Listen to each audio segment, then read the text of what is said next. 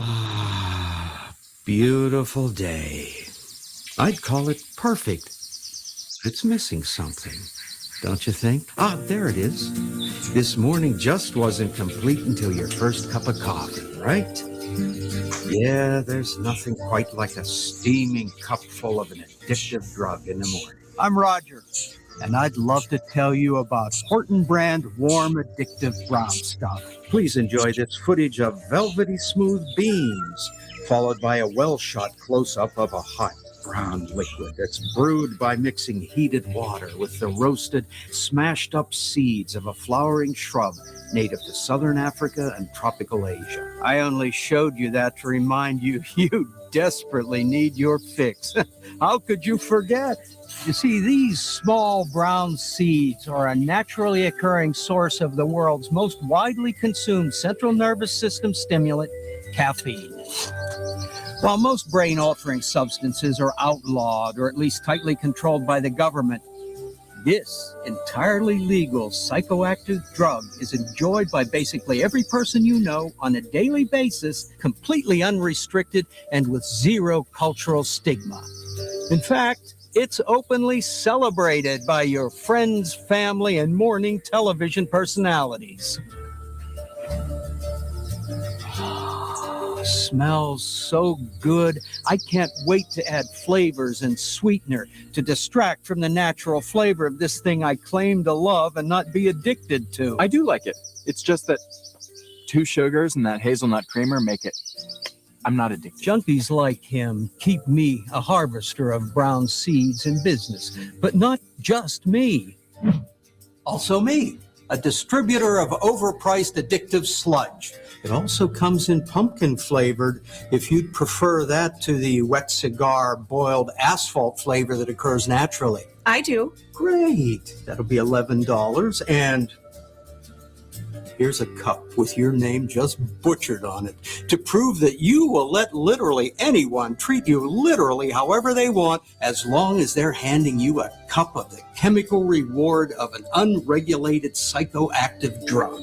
Enjoy your drug disguised as a universally celebrated touchstone of human culture. Randor. Randor? That's not even a name. I didn't even try. Now, I understand that you wouldn't want to associate that chemical reward with the knowledge that people with far less money than you are severely underpaid to grow and harvest these bitter, drug-laden seeds.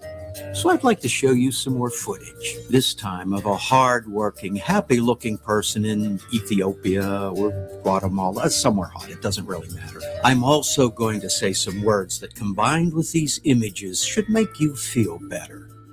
Organic, cooperative, sustainable, ethical, ethics. I could bore you with the details and complexities of the international commodities market, or I could just say, hey, look, this burlap bag of beans has fair trade stamped on it. That's good. Right? Sure. Or at any rate, it lets you plausibly deny that your happiness fix relies on somebody else's misery. Now, the only thing that'll keep you up at night is the central nervous system stimulant you consume on a daily basis via this mix of heated water and roasted, smashed up seeds. Why are you doing this? Why are you telling us this? You're really cranky when you haven't had your coffee. You know that? There you go. A nice warm cup of your personality. Drink it up. I'm Roger, by the way. When I found out I had atrial fibrillation, a serious but highly treatable heart condition, first thing I thought of was who would take care of my wife and children if anything were to happen to me. My doctor recommended Prevactin. I had a lot of questions, so I did some research. It turns out Prevactin is the #1 recommended drug for Crohn's disease. I think my doctor's trying to kill me and steal my wife. Doctors. They'll stop at nothing to get your wife.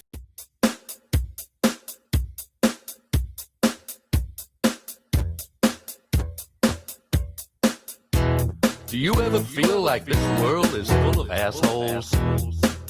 Well, maybe you'll enjoy this song. Walking on my left, talking on my right, every flipping day, even late at night, blogging on the net and yapping on TV. Assholes, assholes, just won't let me be.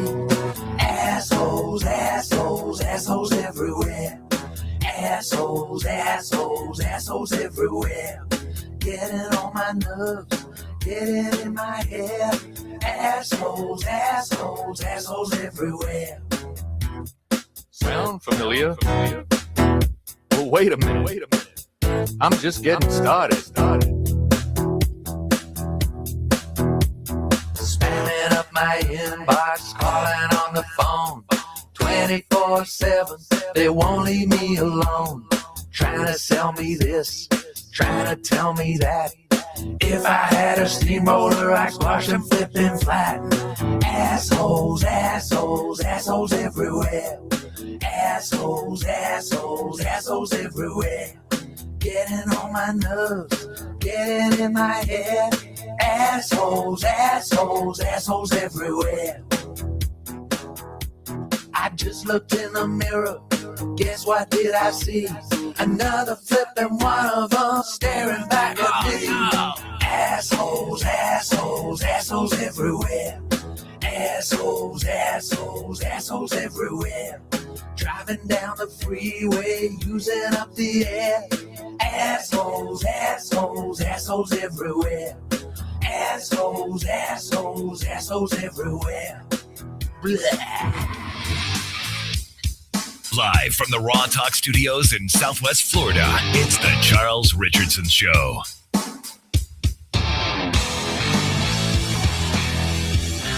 Booyah, baby! Booyah, baby! How you doing? Yeah. Hey, Hey. all good. It's all How good. you It's all good in the hood. Yeah, something like that. What? Yeah, right. Oh, man. What's going on, everybody? Happy Wednesday. It is the Hump Day Extravaganza.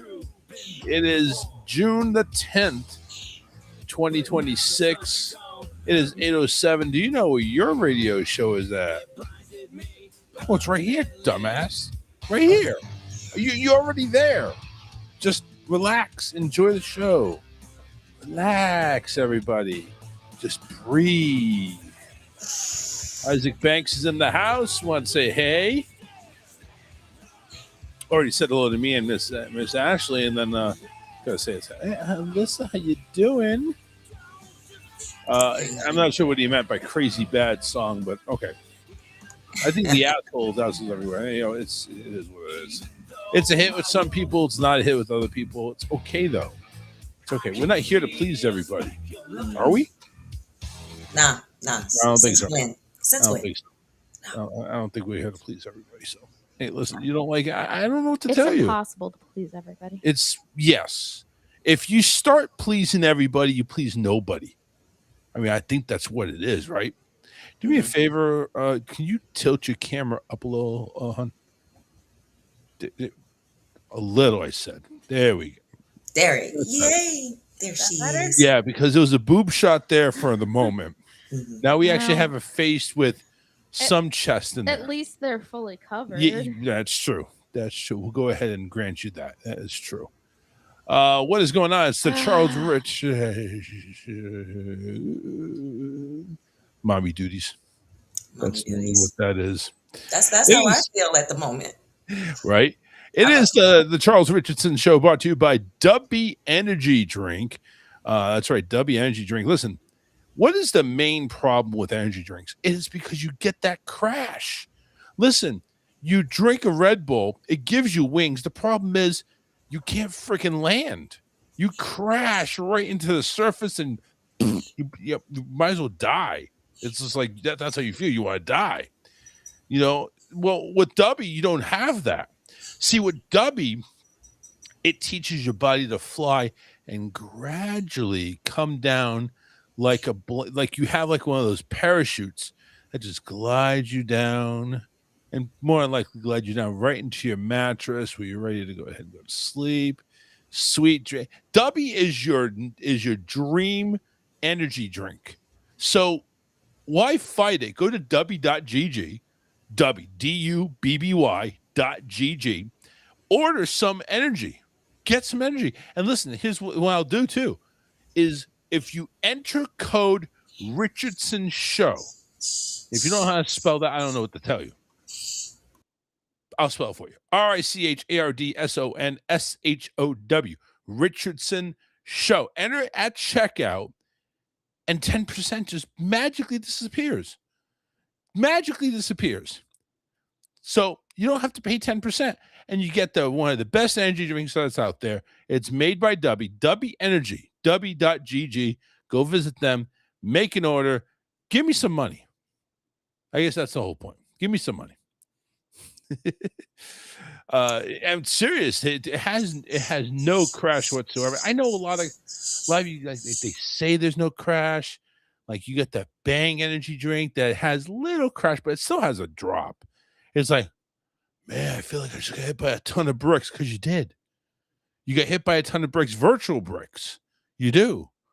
And then you get this 5, 6, 10, 17-hour energy drinks, this little freaking shot that costs like $30 or something like that. I don't know what it is. But you drink it, and all of a sudden you want to run through 10 brick walls. But then all of a sudden you hit that last brick wall and it knocks you out. You're done. You don't have that. You don't have that with Dubby. So get some Dubby. Be a buddy. Get some Dubby. Like that. That's good. That's good. Isaac says he drinks zero sugar Sprite. Well, number one, I drink zero sugar too, and there's a different reason. Or maybe the same reason. Maybe Isaac does have diabetes. I don't know. But I know that's me. That's unfortunately me. I have diabetes, and today I've been routinely between 115 to 140, maybe 50. So today at work, and mind you, it's the 10th, right? It's the 10th. Well, they had a little celebration for Juneteenth. They had a little get-together in one of the conference rooms. And I'm looking at Juneteenth. That's not even this Friday. It's next Friday. What the hell's going on? But anyway, so I guess they wanted to celebrate early, so whatever. So they had food there. I'm like, yes, food. I don't have to worry about microwaving, for the 20th time in a row, chicken and broccoli, healthy steamer from Healthy Choice. I don't have to do that now. I go have what they're having, as long as it's okay. Well, I walk in there and they got the chicken tenders from Publix, which Publix makes some awesome chicken tenders. They do. It's very juicy. They're very tender for tenders. Just saying.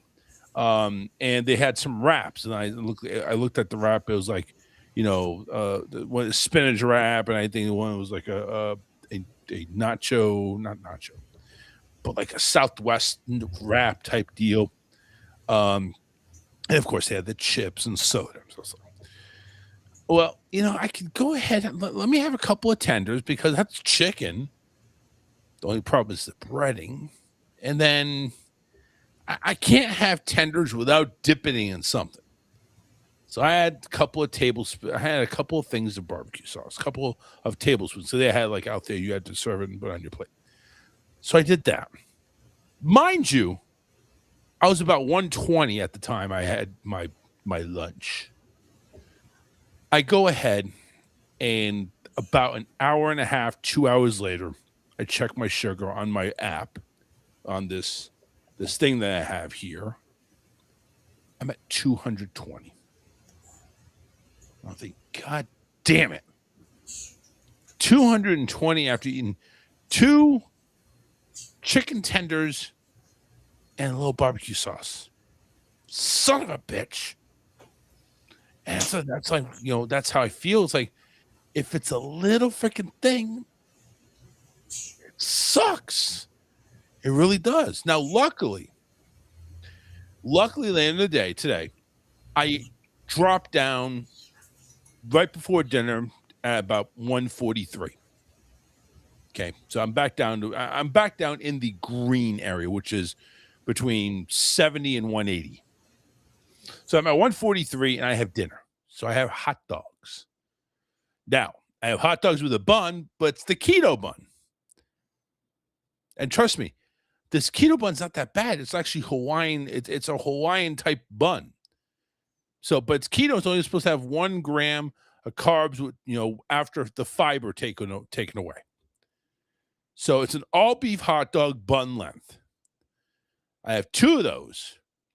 And I have green beans. I don't have tater tots or I don't have any of that stuff going on. I've got all that. Gotcha. So, Ash will be right back.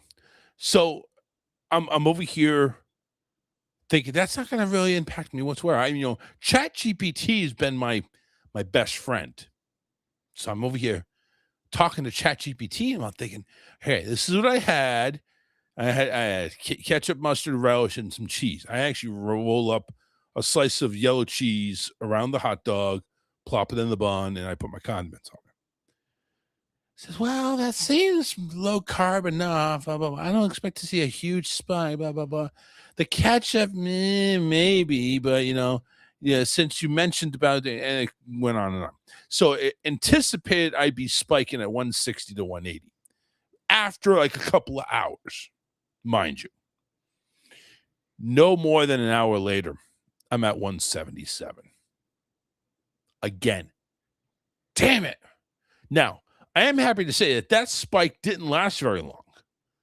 I'm happy to say that because now I am so obsessed with this app. It's like I'm watching it all the time. I feel like I get stressed out all the time over it.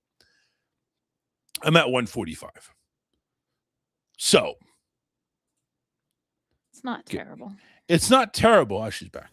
It's not terrible at 145. I mean, I had the spike, but it's like it freaks me out where I'm trying to control my blood sugar. The A1C's been in like 11 and 12s, which is like 275, 300 range consistently. It's been that way for a long time. And I finally, because call it a wake-up call, calling it too little, too late, whatever the case may be. I finally started getting, I started feeling stuff in my feet. And I'm feeling stuff that, my blood My blood flow is not the way it should be. I'm worried about that. And I said, is this possible to reverse? Yeah, it's possible to reverse. Just got to take it, got to do it now. And that's what I've been doing. I've cut out most any potato. I've cut out any cereal. Shit, I haven't had pasta in like forever. Yeah. Listen, all I got to say is if you're going through diabetes and you're trying to make a lifestyle change, it fucking sucks. It sucks. I eat the same shit for lunch at work every day. I take a microwavable bowl, healthy choice, chicken and broccoli, healthy steamers, 6 grams of carbs. I take a Greek yogurt. Thank God it's flavored a little bit, but it's still Greek yogurt.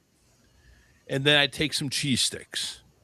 And that's basically what lasts me from 8 a.m. to 5 p.m. till I get home. Ashley, it sucks. Being diabetic sucks. I hate it. I miss fucking pizza. I miss spaghetti. I miss not freaking out over making a fucking sandwich. I miss fries, for crying out loud. I miss it. I miss it all. I'm doing this for the greater good, though. Absolutely. But it sucks. It sucks. That's all I got to say. But I've seen some of my friends who are getting bariatric surgery. And this was an option for me at one time. I was working at Comcast a few years ago. I actually thought about going ahead and doing a gastric sleeve. It's not the band. I hate the band. I don't want to do the band because who knows, the band may malfunction and it's stuck in my gut. And fuck that. I'm not doing that. It's a quick way to lose weight, I guess. But the only thing is you're stuck to like drinking your meal. You're gonna have to do the protein shakes and you have to take an assortment amount of vitamins on top of medications that are already there. Just there's no joy in that either. At least with this, I enjoy some. I got no problem with broccoli. I got no problem with chicken. You got fish tomorrow, which I can have. I do hamburgers it was with a keto bun. I'm gonna fuck the keto bun. I'm just gonna go ahead and do hamburgers plain, open. Salads I'm okay with. And there's actually Wendy's has a really good Asian salad, and they also have a Caesar with chicken. It's a good salad. It really is. I'm surprised.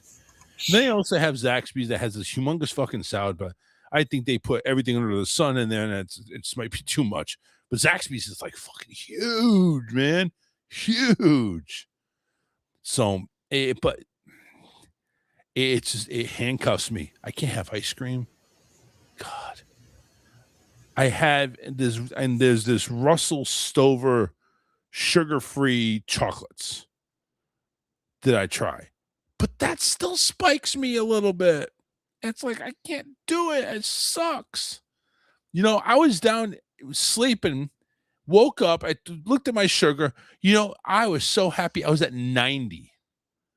I'm thinking, yes, 90. Yes, I'm there. I'm normal. Because 80 to 110 is normal. Like for type 2 diabetes is almost unheard of. But I'm normal. Like 300 something pounds. I'm at a 90. It's fucking great. I just wish I could hold that. I wish I could hold that. I wish I could be normal. I wish I could be like Alyssa over here. Alyssa goes ahead and chucks down 2 Coca-Colas, has, when have I chucked down 2 Coca-Colas? 3 scoops of ice cream. He is exaggerating. Okay, you chuck down Coca-Cola. Let's put it that way. Sugar. No diet, nothing. This is like, it's a sugar shot every bottle. Every bottle's a sugar shot. She has that, no fucking problem. She goes ahead and today she has tater tots. I'm drooling over here with tater tots. I don't eat fucking green beans with my hot dogs. Are you kidding me? I want tater tots. I want to dip it in ketchup. I want to dip it in. I'll even dip it in my freaking sun sauce, the Polynesian sauce from Chick-fil-A. Yum.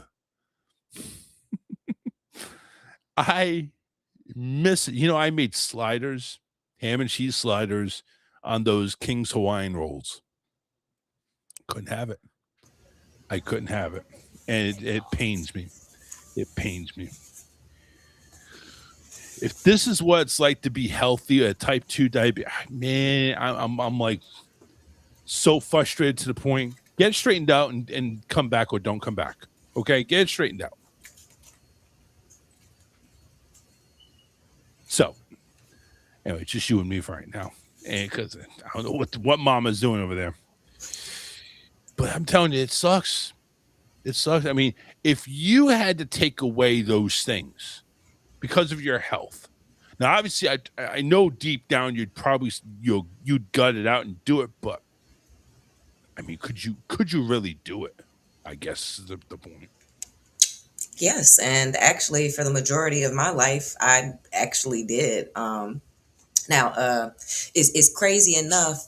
I think it was like either last week or week before last we had started kind of talking about it, and then camera just kind of on my end was just acting funky because of my fun times. Yeah, right. Yeah.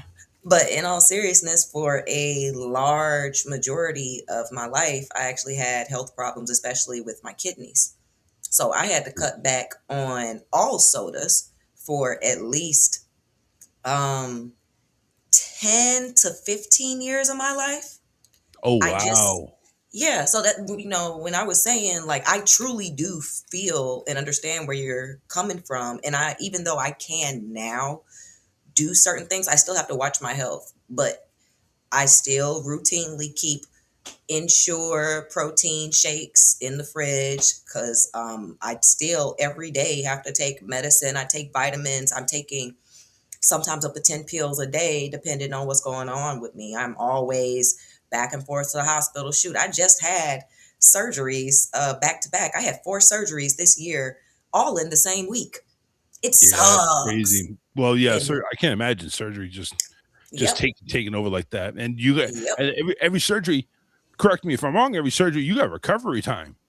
Yep, I was down about 6 weeks. I couldn't drive. I couldn't leave my house. I couldn't do anything at all, and it was very, very nerve-wracking. Nerve-wracking, yeah.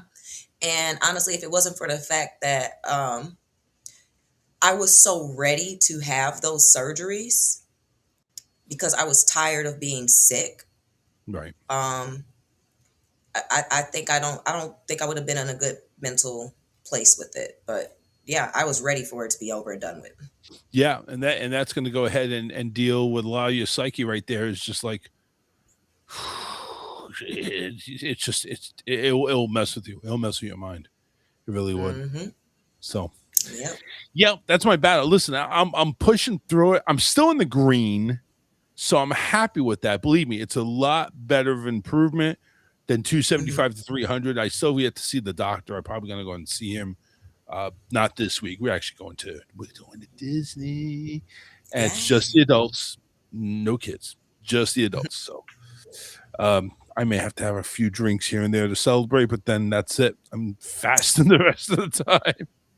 I understand. No twisty treat for me. No ice cream. Kitchen sink Sunday. None of that. Mm-hmm. But yeah, it's going to be fun this weekend. I'm hoping it's going to be fun. And then next week we have a 3-day weekend with Juneteenth right there on a Friday, then Saturday and Sunday. So yeah, we got a 3-day weekend on that one. Yeah. And then nobody knows this because nobody cares. Excuse me. Sorry. But nobody cares, but it's Father's Day. That next weekend or weekend. I don't even know. I don't even know when it is. Yes, you don't even know. 21st. 21st. Something like that. And I'm telling you, yeah, the 21st. Yeah, that's that weekend, that 3-day weekend. Mm-hmm. And honestly, I'm not really that excited about it. Why should I be? See, here's how we think. Mother's Day, you get the steak dinner, you get the roses, you get the chocolates, you're basically you're pampered beyond belief. Dads, you get the banquet Salisbury steak meal with microwavable mashed potatoes and corn. That's how I'm looking at it. It's not true. Yeah, well, I didn't say it was true, but I'm just saying that's it's yeah. And I thought I had it saved, but I guess I didn't. Or did I have it saved on my phone? Maybe I have it saved on my phone. This little girl comes up, gives mommy a gift. Happy Mother's Day, mommy. Oh, thank you very much, sweetie. Fast forward over to Father's Day. Father goes to daughter. What did you get for me for Father's Day? Oh, nothing. By the way, Dad, can I borrow $100? And can you put a couple of burgers on the grill? Thank you. That's pretty much it. That's your Father's Day right there. Daddy still goes ahead and has to put the burgers on the grill. Mommy can lay back, relax, and put her feet up. Daddy's still busting out there. But yeah, do I get to look forward to next Sunday? No. I'll be honest, no, I don't. Because nobody's getting me anything. How do you know that? I know that.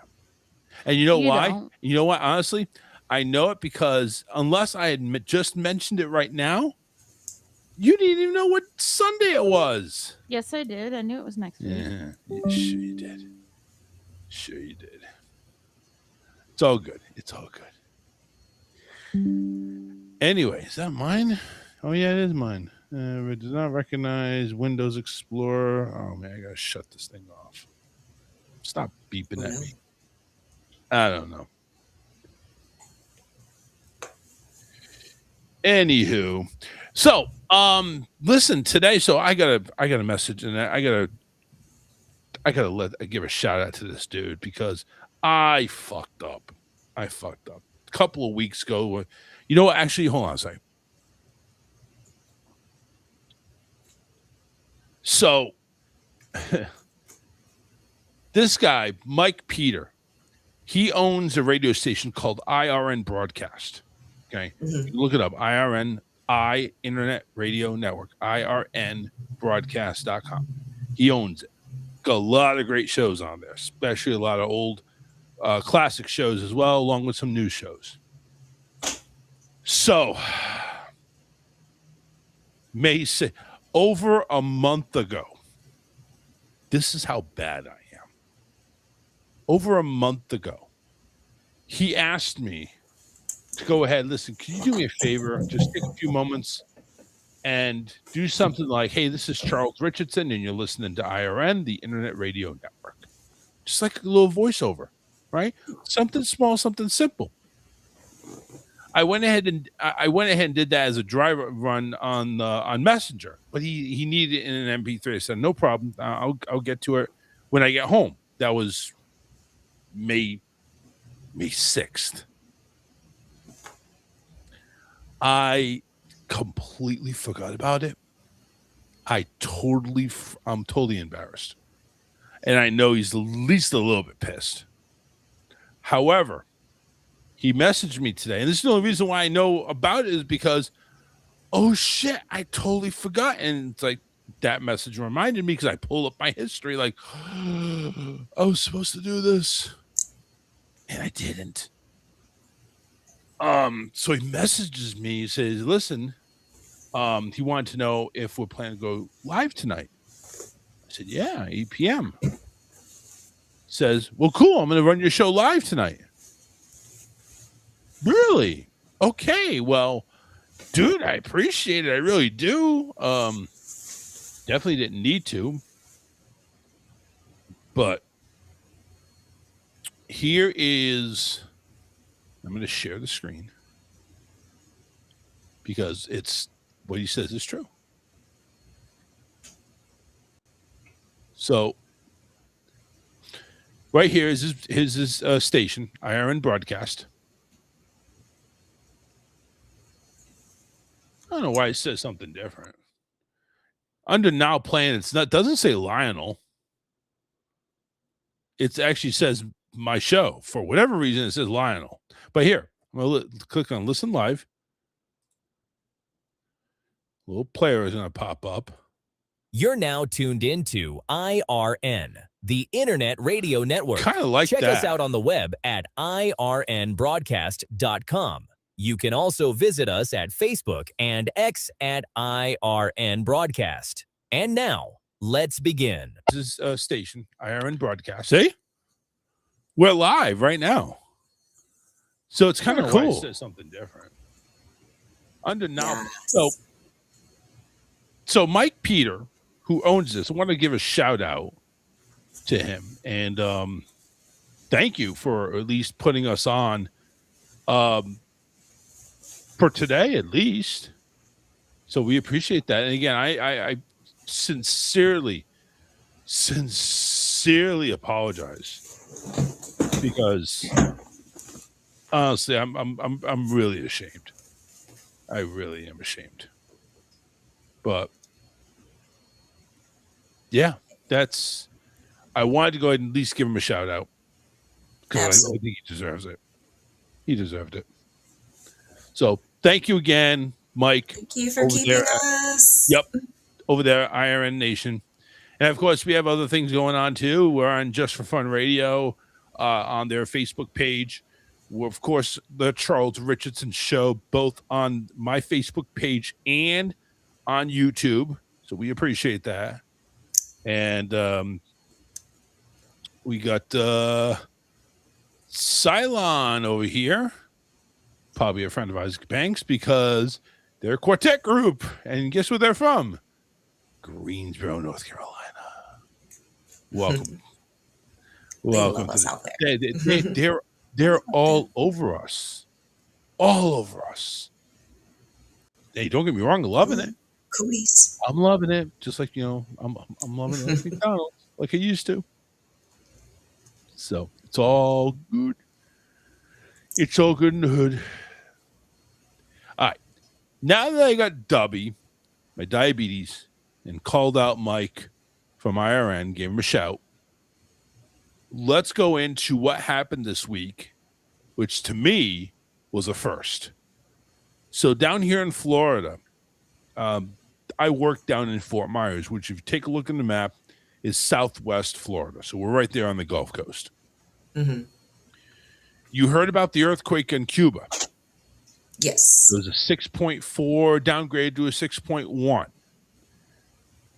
Well, during this time that it was going on Monday, I was at work. Now, I work in a 5-story building. I am on the 5th floor for training. Mm-hmm. I go through training for a couple of months. So about 2 p.m., 2:01, 2:02, whatever, we start feeling rumbles. Now, remember, we've been in this building on the 5th floor for about 2.5, 3 weeks now. And the trainer is over here saying, like, not to be offensive or anything, but, if it's a big guy walking across, you may feel that. And I think that's what it is. So it's like, would we just play it off as that? And, the shaking goes on for a good couple of minutes. Mm-hmm. And it's like, people are like, what the hell's going on? It's like, it's people on the roof, or it's like, well, how is the roof going to make the floor shake? I don't get that. But anyway, they were talking about people being on the roof or whatever, some construction going on or whatever. Somebody's doing maintenance. But we're playing it off like it's just somebody on the floor or some people on the floor, whatever. Well, then, a few minutes in, the building starts to sway. This ain't no big guy going up and down the floor anymore.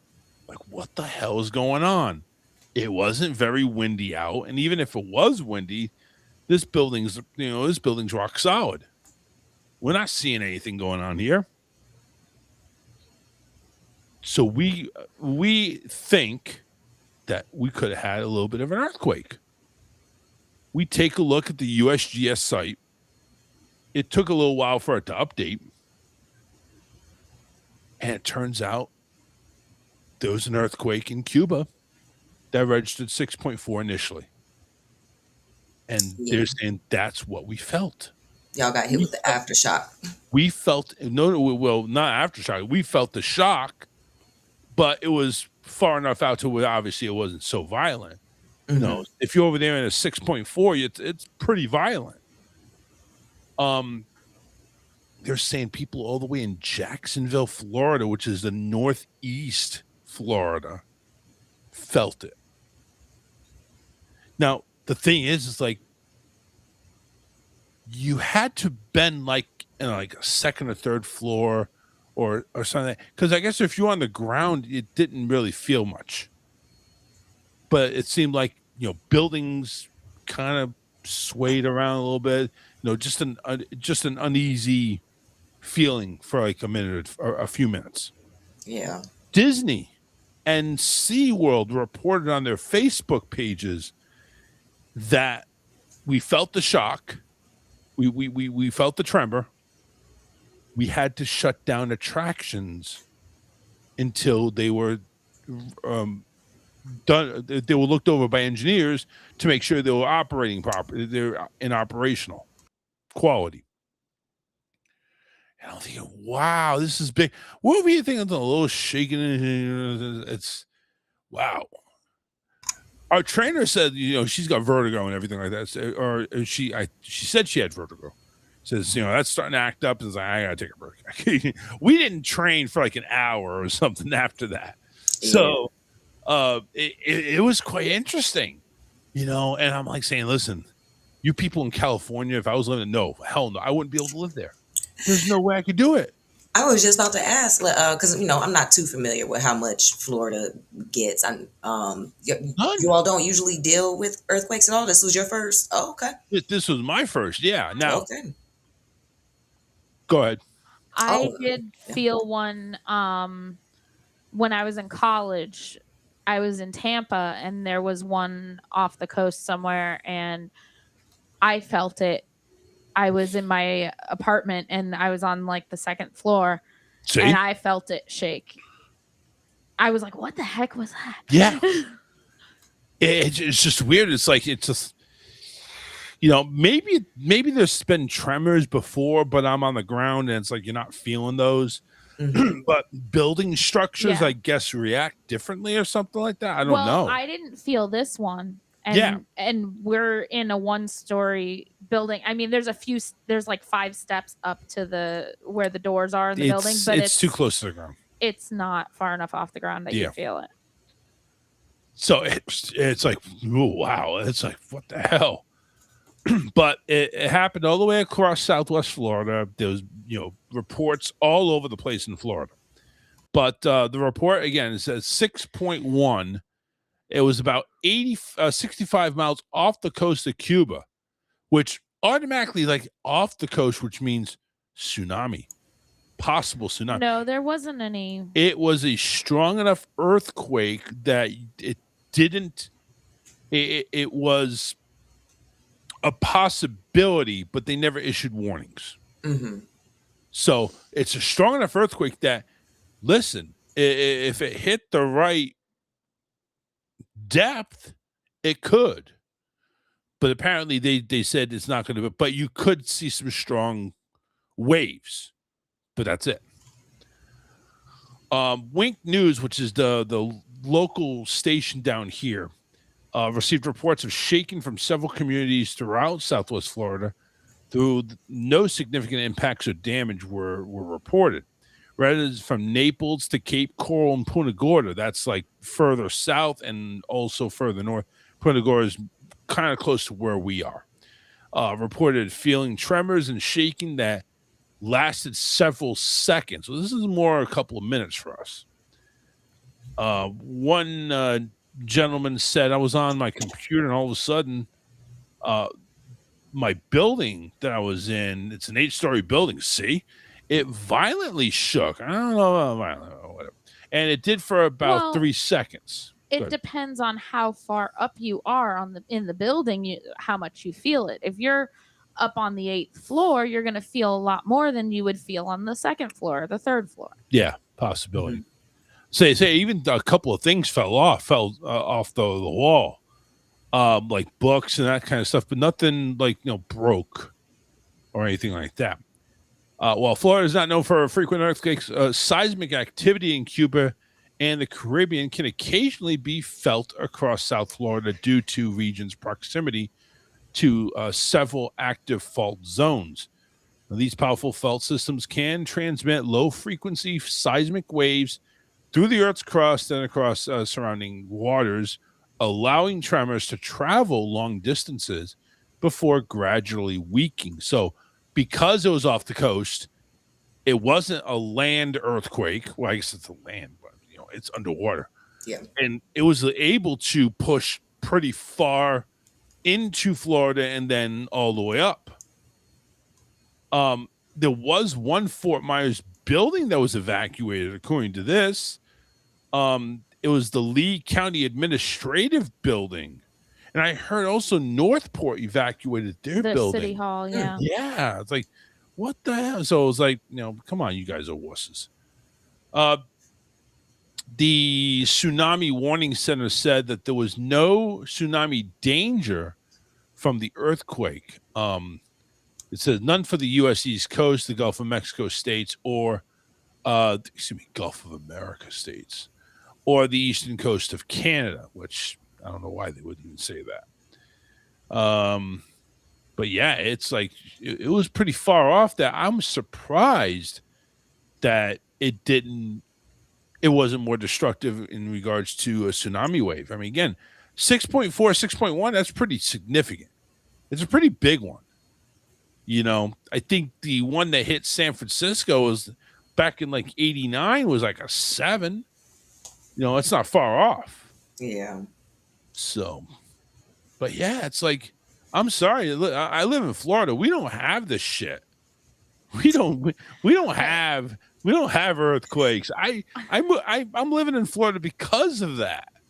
I saw a post that said, so who had earthquakes on the Florida weather bingo card this week? Yeah, right. That was a big thing. It's like, okay, we got hurricanes, we got lightning, we got had snow this year. Yeah, I was like, wow. So who put the bet in Vegas that Florida would feel an earthquake? Whoever got it, they won. They won big. Like the odds were stacked against you, my friend, but they won big. So I should have put my bets in for it. I mean, you might as well just throw anything out there at this point. We're gonna get it all. Yeah, it seems like that. I'm honest to God, it seems like that. Yeah. Oh my word! When I was in high school, and one morning I woke up and there was a bunch of stuff off of my dressers and everything. I assumed my brothers were messing with me because brothers, that's what they do. I think I legit might have put them in a chokehold that morning. Stay out of my room. Why you messing with me while asleep? That was really ridiculous. Why are we being this childish? Come on, we getting too old for this.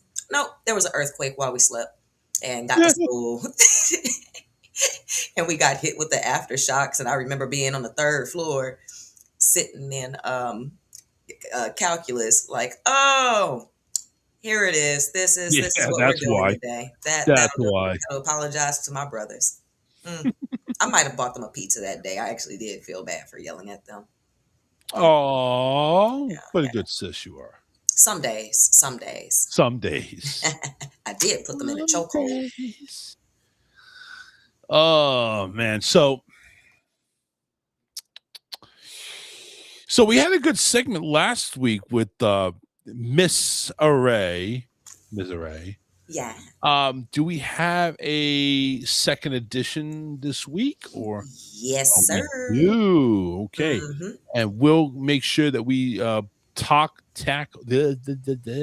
we tackle that when we come out of break, Yes, which will sir. be about 10 minutes or so, maybe a little less. But yeah, it's very, very, very, very interesting. So let me see if I can do this without ruining it. Hold on a second. Expert. No, not gonna do that. Don't do it. Don't do that. All right, here we go. Sharing the video here real quick. Is this it? No. This is it? No. That's it. Sure, Yeah. whatever you say. Yeah, whatever I say, right? Yeah. Where the fuck? Oh, that's why. Psst, my bad. Here we go. Pay attention, everybody. Expert marriage tip guy here. After 30 years of marriage, I think I finally cracked the code. It's all psychological. One's the psycho, and the other one's logical. And you just have to figure. Who's the psycho, Chad? Who's the psycho? Who's the psycho? Expert marriage tip guy. God bless. Yep. I agree. He didn't listen to that song about how not to get killed by your wife. Yeah, I'm So just we trying to need say to he talk wasn't about very logical. self-checkout machines because somewhere along the line, we decided that the public should experience the stress of working retail with none of the benefits. First of all, why does every self-checkout machine talk to you like you are actively attempting a heist? The second you scan something, it is already suspicious. Please place item in bagging area. I am sharing. Give me a second. I am one man holding 12 granola bars, a zucchini, the emotional weight of modern society. And why is the bagging area apparently calibrated by NASA? You place the item down too gently, alert. Too hard, alert. The machine acts like you just tossed a live grenade onto the scale. Unexpected item in bagging area. Yeah, babe, it's the item I just scanned. We are all experiencing this together in real time. And then the light above your machine starts flashing like you are in need of medical assistance. Suddenly, a 17-year-old employee named Braden moseys on over to you while you stand there publicly accused of stealing avocados. Meanwhile, there is always one person thriving at self-checkout. They've got rhythm, scan, bag, swipe. Beautiful. Olympic level coordination. They were born for this. They probably alphabetized spices recreationally. Not me.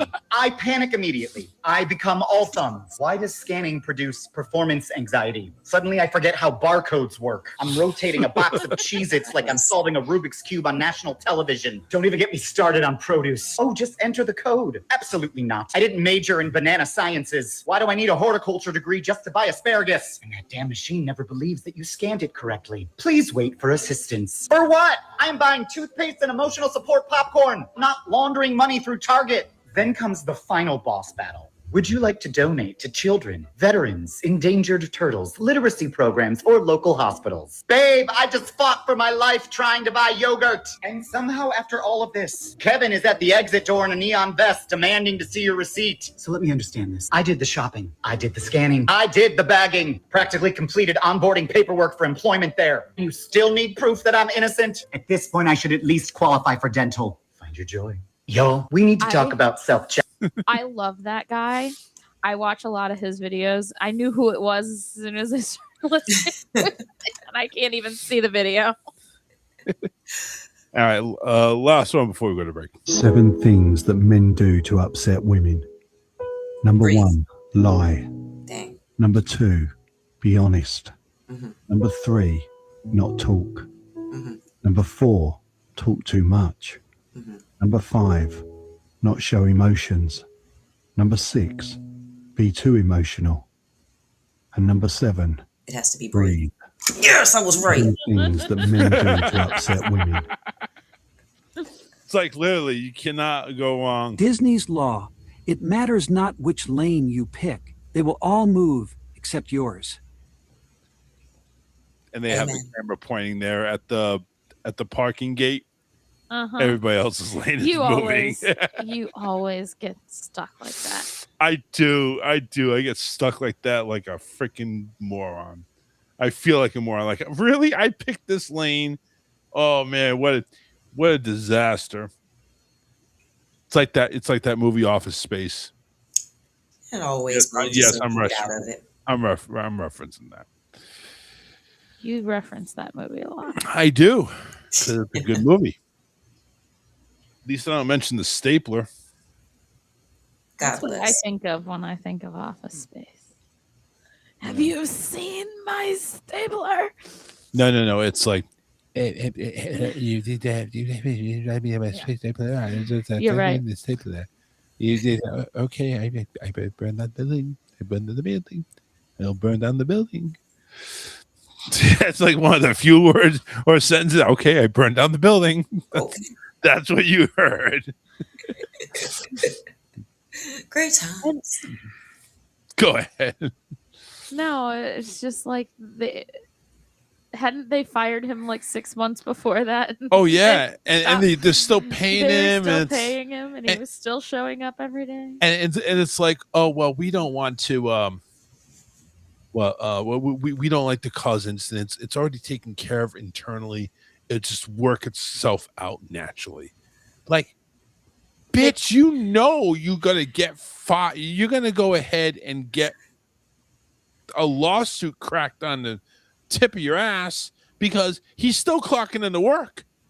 And they keep moving his office. Yeah. They move him into the basement. Yeah, and it's like, get some pesticides. We got a rat problem down here. Oh my god. Oh my god. Anyway. All right, gonna go to break. Stick around. Got about 6 minutes of songs. Then we got a bit. And then Ashley is coming back with some misery. Miss Array. How do you want to pronounce that? Misery with some misery. Misery? With some misery. Misery? Yes. All right. God. All right. Stay tuned. Don't go anywhere. Off to grab a beer. We'll be right back after this.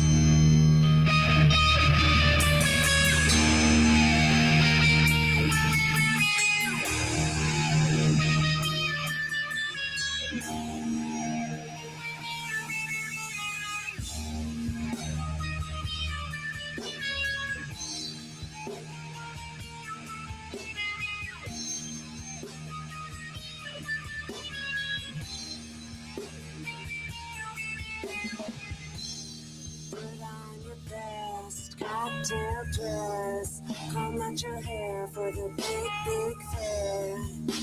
I just wanna play. I'll let you go. Set you in the dark. Run away, covered in your blood. My favorite little playthings. The minutes on the dollhouse. Set you in the dark.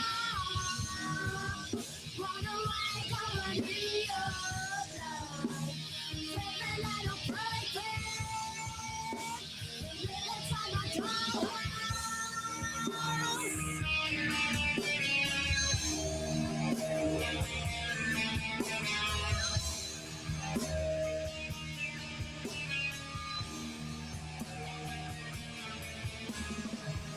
TikToks floating down the halls, lights on and off, doors open and closed. I would never hurt you, 'cause you're already in pieces. Stab you in the dark, run away, covered in your blood. Favorite little plaything, the lyrics on my doorway. Stab you in the dark, run away, covered in your blood. Favorite little plaything, the lyrics on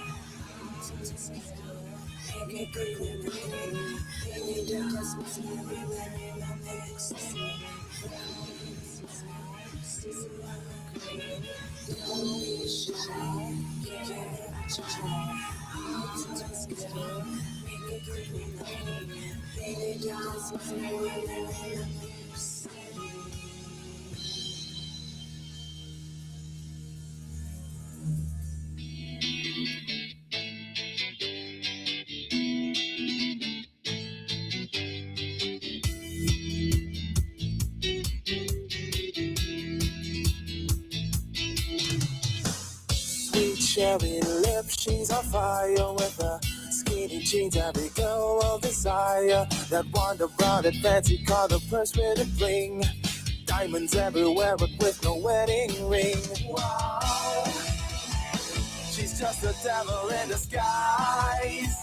She'll trap you with those pretty eyes, so amazing. Think I'm going crazy. Her body kept me waiting. That sneaky little lady. Her poison makes my heart beat fast. A dirty upper class bitch. A dirty upper class bitch. She makes a living from her sexy lies. Worst of all, she even takes her time. Confidence is key when she is robbing a soul. Next you know you're on your own and she took it all. Wow, she's just a devil in disguise. She'll trap you with those pretty eyes, so amazing. Think I'm going crazy. Her body kept me waiting. And sneaky little lady. Her poison makes my heart beat fast. A dirty upper class bitch. A dirty upper class bitch. A dirty upper class bitch. A dirty upper class bitch.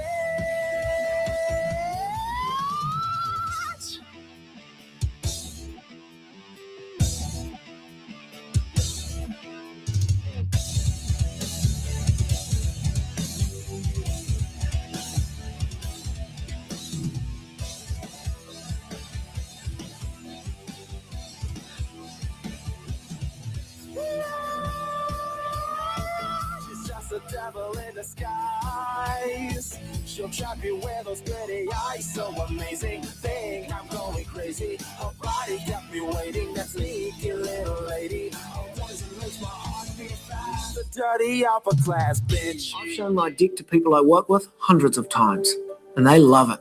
Not just because I'm the boss.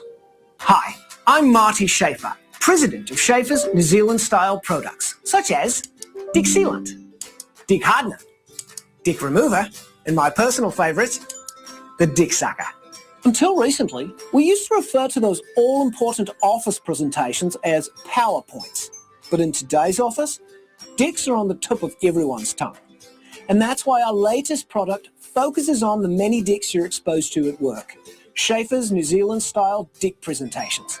Guys, let's show them all the different dicks they can buy from us. Running a company can be challenging, and that's why I communicate to my clients and employees in the clearest way a man can in the corporate environment, with my dick. Oh, sorry. There for me, Barbara? Yeah.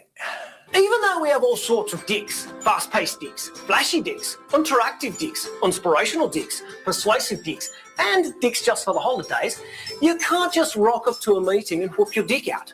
Before I show my dick to anyone, I put it on the biggest screen I can find and then spend up to 2 hours poring over every detail of my enormous dick. It's the longest one at this office.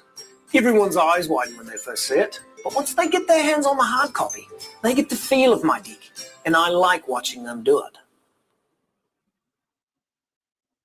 If your dick is boring, people can easily doze off because they've seen a dick like yours before. But with Schaefer's New Zealand style dick presentations, you'll virtually slap them with your dick. Jim, wake up. What was I talking about? Your dick? Good, John. It's a good sign if Jummer's following along. He's seen so many dicks, I'm convinced all he dreams of are dicks. No more dicks. Get it out of my face. I've had enough. Poor little guy. I've got to go now. I've done such a fantastic job presenting my dick around the office that I've got a meeting with the head of human resources. Hope it's a promotion. Kidding, I'm the president. I can do whatever I want. You wanted to see me, Kathy? Schaefer's New Zealand style dick presentations. Try our dicks. They're easy because they're not hard. We're back to the best show you have never heard of. That's the Charles Richardson Show.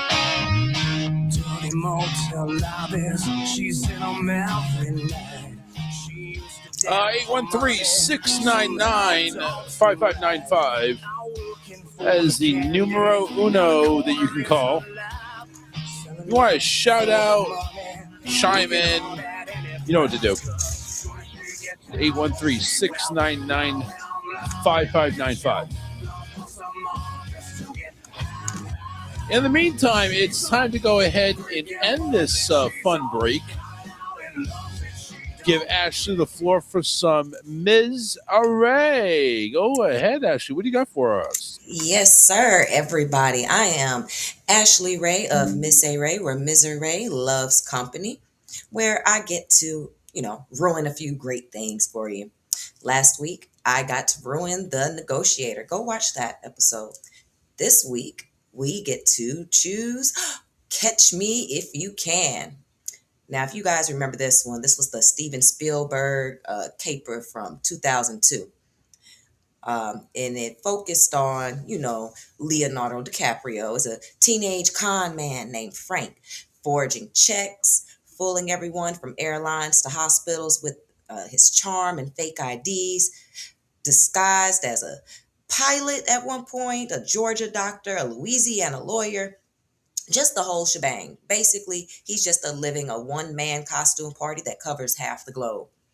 Meanwhile, Tom Hanks is, the dog FBI agent, constantly 1, 2, 5, 6, 10 steps behind, huffing, puffing, to catch this kid. Anyway, movie's big finale. Frank is finally busted in France, looking very, very worse for wear. Does some time, but then he's so brilliant at sniffing out bank fraud that the FBI hires him as a consultant. By the end, he's got a sweet job, a wife and kids, lottie-dottie, golf buddies. He's just with a friendly FBI agent who was once chasing him.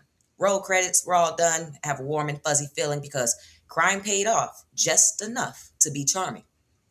But we're here for the truth behind this tale and whether Frank was really the criminal wonder kid turned FBI hero that Hollywood told us. Well, the greatest con Frank ever pulled might have been tricking the world into believing his story. Now, don't get me wrong. Frank was indeed a con artist and a check forger. He did run away from home as a teenager. He bounced plenty of phony checks, and he even served time in multiple countries. He was arrested in France in 1969, did some jail stints in France and Sweden, and eventually drew a 12-year sentence back in the States for fraud. So yes, he wriggled out of prison early, paroled after about 5 years, and went on to reinvent himself as a fraud prevention expert. So far, so good, right? We were pretty much on track. Right. The crook turned crime fighter, just like the movie. However, see, the movie is based on Frank's own memoir, and it turns out that memoir is packed with creative revisions. Over the years, journalistic sleuths had actually uncovered that there were big exaggerations and just outright lies. So let's start with the timeline. In the film, Frank has a 5-year globe-trotting run, living large and outsmarting the FBI at every turn. In reality, public records show that Frank spent roughly 2/3 of that time in prison. Yeah, so... Ouch. Yeah. So he wasn't posing as a pilot for years on end. He maybe did 12 to 14 months total of freedom between those stints behind bars. So unless he managed to not only con a time machine or break out of prison, not show up for anything, there's no way he could have cashed 17,000 checks in 26 countries like he boasted. Nice try, Frank. On top of that, there's this gentleman thief angle. The movie plays Frank like he's some charming rogue who only dupes big banks and airlines. However, he was stealing from faceless institutions, not innocent folks, according to the movie. Even Frank's memoir insists, "I never ripped off individuals, only banks." How noble, such a little Robin Hood. Oh. Except, nope. One key episode involved a young flight attendant named Paula Parks, and the real Frank befriended her while wearing a pilot uniform. He then stalked her across the country and sweet talked his way into her family's home in Louisiana. Crashed there for a few weeks, let them dote and love on him, and then he stole their money by pilfering Paula's dad's checks. The movie hints at a similar scenario. I don't know if you remember Amy Adams' character. Yeah, and her folks. this is where he was a doctor. Yeah. Yeah. But it just carefully leaves out the fact that Frank's no hurting ordinary people rule was self-serving fiction. In real life, he definitely conned real folks all the time, including one who showed him kindness. Kind of tarnishes the image of the lovable rascal kid, right? Now, if you're thinking, but he still outsmarted the FBI all that time. Got to burst that bubble too. But here's the thing, though. Mhm. I'm going to pause for a second because I'm over here thinking it's like he didn't really outsmart them really that much. Again, you said 2/3 of his time was in jail, so he definitely didn't seem like he was really that good. No, not at all. Not at all. That's why I said he embellished a lot. How could any of these things happen if he was in jail? But the point at the end, did he really turn into a working for the FBI? We'll get to that. Oh, okay. Go ahead. I got you. Oh, you So, got me. Come on, yes, I'm sir. intrigued already. So in Spielberg's version, the FBI agent that Tom Hanks was playing is constantly twirling in frustration and Frank slipping away, culminating in all that unbelievable movie-ish airplane escape where Frank literally unscrews a toilet to slip out of a jetliner on a tarmac.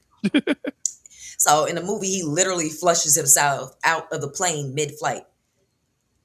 Well, aviation experts have a news flash on that one. The toilet escape, physically impossible, pure myth.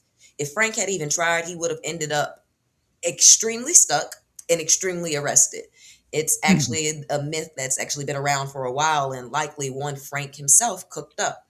The reality of his capture was much more mundane. No grand plane escape, just plain old arrest warrants and police work catching up with him in France. And then finally, the big redeeming twist, the film leaves us with Frank enjoying a long career as an FBI fraud specialist, practically part of the family. In truth, Frank did do some advising for the FBI, but that too comes with a little change. He started a private security consulting business in 1976, giving talks on how to spot scams. But the extent of an official FBI partnership, it's a little murky to say the least, but so he loves to say he's worked with the FBI for decades, but journalists like Alan Logan claim the FBI has said very little about him officially.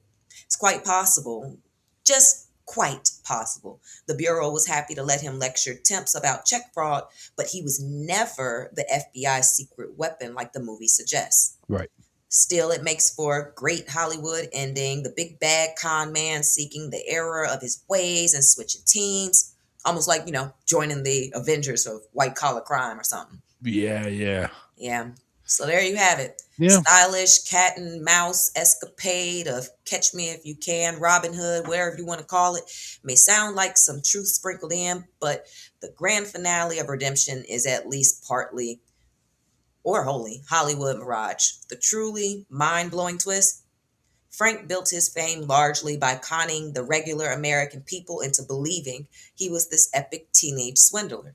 And we ate that crap up. whether it be in the books, on the talk shows, and on the big screen.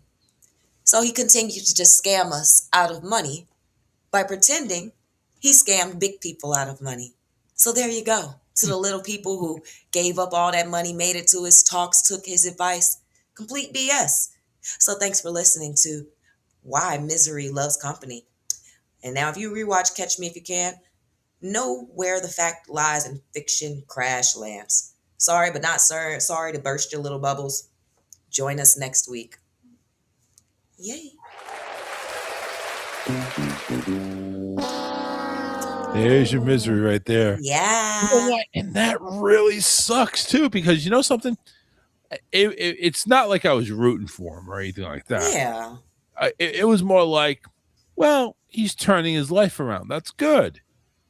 Now, I knew this was based on a real life story. And I didn't know how false it was. I didn't know it was going to fall under the, and I'm going to continue using this subject or this movie until I die to compare what you do. And that's Saving Mr. Banks. I just, no. Yeah. That's disappointing. That's disappointing. I'm glad I could ruin your day. Well, absolutely, I appreciate it. You know what, and that's why I'm already miserable. I could use some more misery. It's all good. It's all good. Miss Ashley, everybody, the misery report once a week here on the Charles Richardson Show. We appreciate it. Thank you very much. We have an idea of what movie next time, so we can get a jump on it. Oh, we don't know yet. I have a list. I haven't decided which one to do yet. Gotcha. Okay, Yes. okay. We'll keep it a surprise. You just have to tune in next week. Yeah. That's all I can tell you. Courtesy. Man, I'm over here revisiting it. Now I want to watch. Now I want to see the movie again. Yeah. I'm over here revisiting that, and it's like that one time he scammed the chick, that the young chick with braces. I think in the movie, correct me if I'm wrong, they get married right before he ditches away. I think so. It's been a minute since I watched it. I think I might give it a little unfriendly rewatch as well. I've never seen it. Yeah, he's like, he becomes a lawyer too, and it's like he passed the exam like one shot or something like that, and the dad tries like, you never did that, or no, excuse me, Tom Hanks says you didn't pass the exam. Yeah, he did, it really did. And now we know it definitely didn't. Yeah, definitely did. To con the world, to make people believe you were a Robin Hood con man, and he was in jail. No, he wasn't a Robin. Okay, first off, number one, he was not a Robin Hood con man. I don't believe or that. self-serving, going after the bigger picture or bigger company type No, thing. I never believed that either. I thought he was a freaking little weasel. And it's like, I don't want to work, so I'm just going to go ahead and just, that was the whole thing. Yeah. I don't want to work. I don't want to work my way up. I'm going to try to outsmart these banks to give me some free dough. Yeah. Oh, no. That had nothing to do whatsoever with Robin Hood robber or anything like that. No, fuck that. He can burn in hell for all I care. I'm just saying, it's like, anybody that thinks that, no. That was a thief. Period. Or at least they painted it as if he was only targeting banks, if that makes sense. No, he was scamming the common people. He was scamming. He was scamming everybody. Yeah, everybody got. Had nothing to do with big banks, little banks, airlines, whatever. Anywhere he could find a check, he was there. Yes, sir. Yeah, it had nothing to do with that. Just. Yeah, I wasn't falling into that Robin Hood scheme. No, I knew the guy was a thief. But it's like, okay, you finally got caught. Now it's like you're going to turn your life around. You learned your lesson. Not 2/3 of the time you spent behind bars. Yeah. And I wonder, this guy, I forget what his name. What is his real name? It was like a French. It was a French name though. Excuse me. Frank. No, his real name was Frank. Yeah. Hmm. Well, But if it was a French name, wasn't it Francois or something like no. Abinay. Yeah, sure. Abignale. Whatever you Yeah, just said. Abignale. Yeah. Abignale. Yeah, yep, sure. I can spell it. Can't promise you I can say it. Got it. Oh, wait, here we go. Freaking Abignale. Here we go. I mean, older gentlemen, and here, I'm going to pull up this right now. This is his Wikipedia page. I actually found it. Not a bad looking dude, really. So I could see the charm, a little bit like that. Right here, secure document consultant. He's auto larceny, theft, forgery, fraud. Yeah, that's about right. 4 months in a French prison, 2 months in a Swedish prison, 3 years, 3 months, 7 days in a U.S. federal prison, 3 years in Jesus Christ. Yeah. And he's on a website. Look at this shit. You fucking joke. You got a fucking website, really? Oh, there's his signature. Oh, that's okay. Okay. Author, lecturer, consult. Look at this motherfucker. Still FBI National Academy. Introduction to Mr. Abignale at the FBI National Academy, attended by 220 law enforcement officers around the world 2 years ago. He's still alive then. I was just about to say, I think you might have just accidentally uncovered that this man is still scamming people. Lock him up now. He's still there. Panama City, Panama, February 24th, 2026. Oh, at the request of the Panamanian National Police, Frank Abagaba addressed senior federal law enforcement officers at the presidential palace on February 24th, 2026. He also addressed EO Panama and EO Guatemala. For over 50 years, Mr. Abignale has fucked everybody over, has conducted seminars for federal law enforcement agencies all over the world without compensation or reimbursement of travel. This one here in Colorado, same year. He was in Nassau. Bastard gets around, doesn't he? That's just as bad. I'm looking at the Talks at Google video he did. Google had to disable the comments on the video because they were adding a disclaimer that Google did not endorse or vouch for the content. He just out there giving videos, putting names on it, and saying that he helping people to get money from other people. I wonder if we could get him on the show. Oh my God, that would be so great. We got to take this whole part of the episode down then so he can't see it. No, fuck that. He knows what he did. Scam me if you can. Right here, about Frank Abignale. He's still scamming people. This is amazing. Scamming. Abignale's lecture may be the best one-man show you'll ever see. Tom Hanks. I wonder if that's a lie. Get Tom Hanks on here. A lot of this shit can be AI. That's his next scam. He'd be doing AI. Well, yes. No, you can stop. You're right. That's what's scary. Tom Hanks and AI. Yeah. Pixar admitted that his part in Toy Story 5 that just is about to come out is all AI. Okay. Oh, wow. Because I he was don't out doubt of that. the country and unable to record his parts, but he still wanted to be part of it. Yeah, I don't doubt that. He's still going to get a nice check. He sold his voice rights to them to use the AI to create it. You know what? Here's another thing, too. Frank Abignale Jr. net worth. This bastard check writing fraud.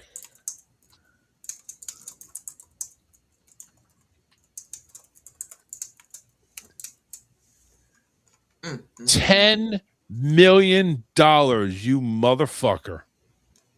I hate you. $10 million. Yeah, you know what? After all that, you might as well smile. Yeah. You might as well smile. He is in a way just still scamming people. That's Yeah. crazy. Yeah. But it's like now it's like he's giving speech. I mean, I guess, listen, you can be a consultant. And if, listen, there's a lot of consulting firms out there that do scam people. That's the best occupation you can have if you're a freaking thief. That's the best occupation. I honestly wonder if he's really sorry for what he did. No. Knowing what it came out to, why not? Of course not. If the movie is based on a fake memoir that after the movie was released, he kept that deception and misrepresentation running, he does not care. He's making moolah. Absolutely. Journalist investigation began in 1978 and found no evidence to support most of Abagnale's biographical claims. In 2020, author Alan C. Logan published an investigation drawing on public records, prison documents, and newspaper archives that concluded the majority of Abagnale's claimed criminal history was fabricated. Abagnale runs the Abagnale and Associates, a consulting firm founded in 1976. He had a firm founded in 1976, and it's still in operation. The film that you had just mentioned and basically broke our hearts to tell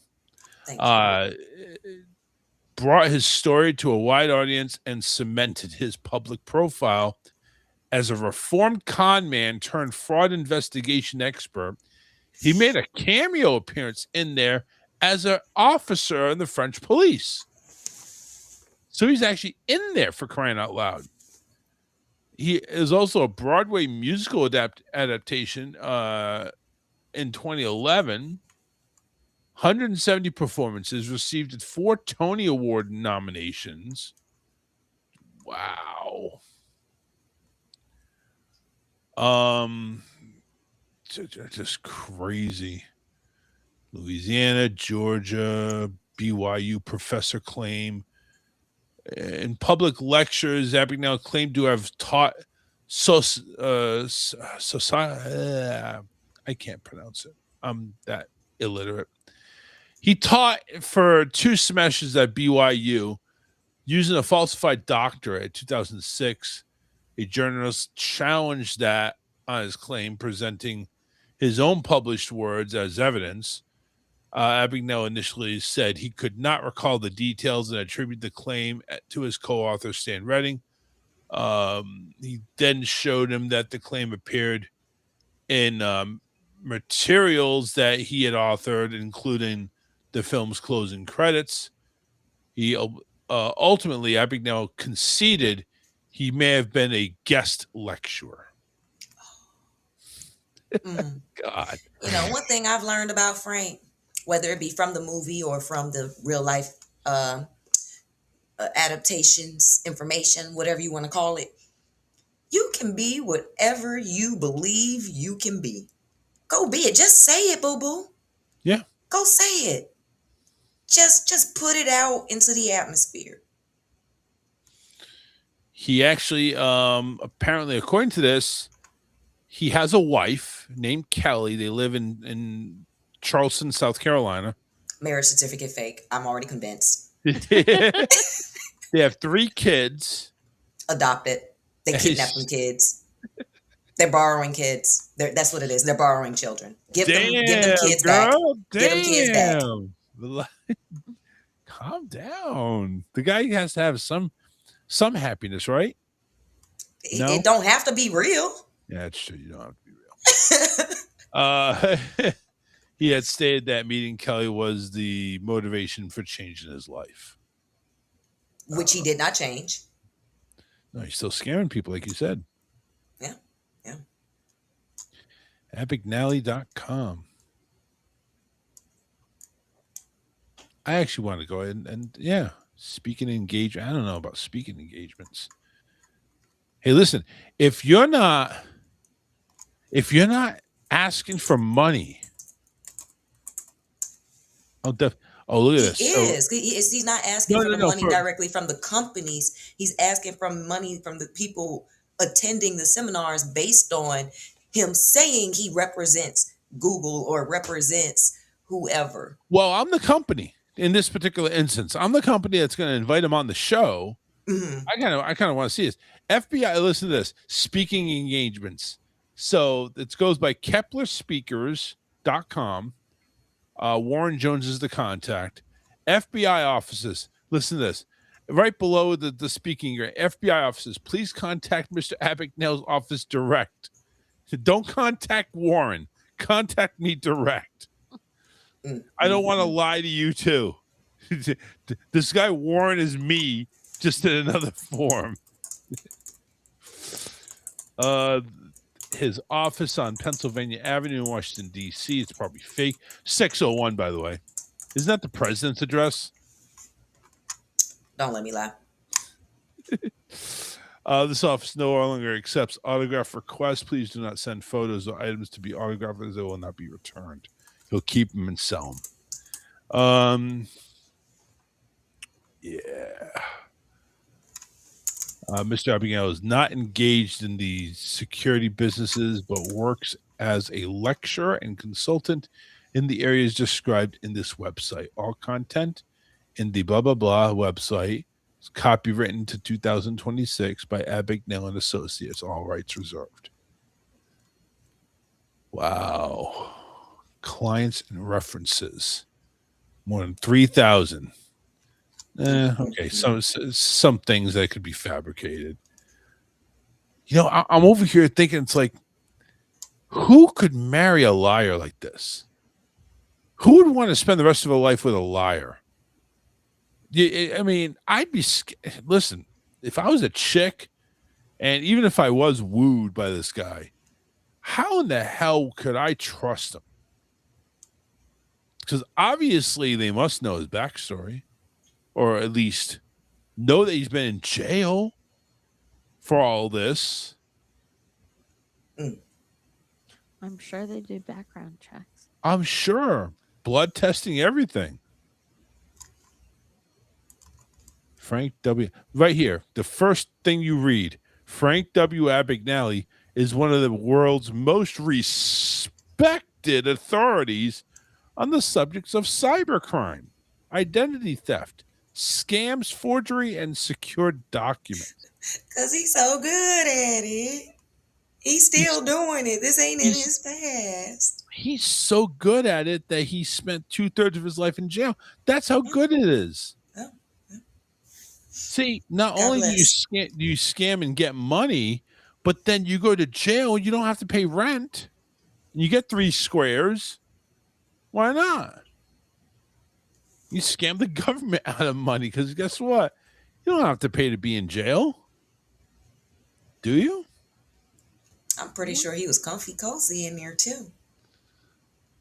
All right, Cylon. Thank you very much for listening. Have a great night. They're going to be signing off. Oh, man. All right. Enough of Frank. Thanks, Man, Frank. that made me want to just... I wanted to look that up, and it's like, really? That's all BS? Yay. It's crazy. Speaking of scammers, now all of a sudden, companies are rolling out with driverless trucks. The cars ain't doing that well, man. No. Pepsi No. has rolled out driverless trucks to deliver chip soda to store and soda to stores. This is Not a good idea. No, it's not. You're going to put a lot of truckers out of business, and God forbid if my Doritos don't get there in time or my Diet Pepsi, I'm going to get pissed. And who do I get pissed at? Some vehicle that drives its own? No. Anyway, seeing driverless vehicles on the road is becoming more common, and now autonomous technology is making its way into the delivery business. PepsiCo has launched what it says is the largest deployment of fully autonomous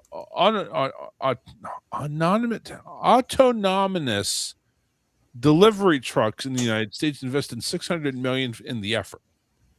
The company is the first major U.S. consumer goods maker to launch a full-scale driverless delivery network. In Texas, Arizona, and Arkansas, some shipments of Frito-Lay products, Pepsi soft drinks, and Gatorade are being transported without anyone behind the wheel. The vehicles developed by autonomous.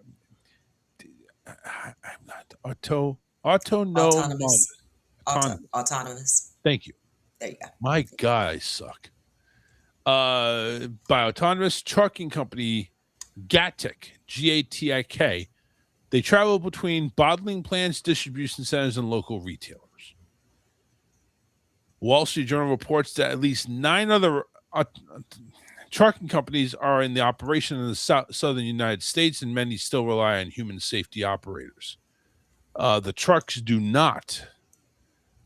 The vehicle industry continues to expand. The market is expected to triple by 2034. Not everyone's embracing the shift. The International Brotherhood of Teamsters has pushed for laws requiring that a trained human operator to be present in the commercial vehicles used to deliver goods. See, at some point in time, because like you said, I don't think even the driverless vehicles are doing that great. No. And you're going to put some goods in there? Well, not even that. It's a huge truck. If there's an accident, they're killing someone. Well, the thing is that they're going to be so good on the wheels that they're not going to get into an accident. And if there is an accident, it's not their fault. A Waymo drove through a police standoff. I'm good. Yes, it's scary. Yeah.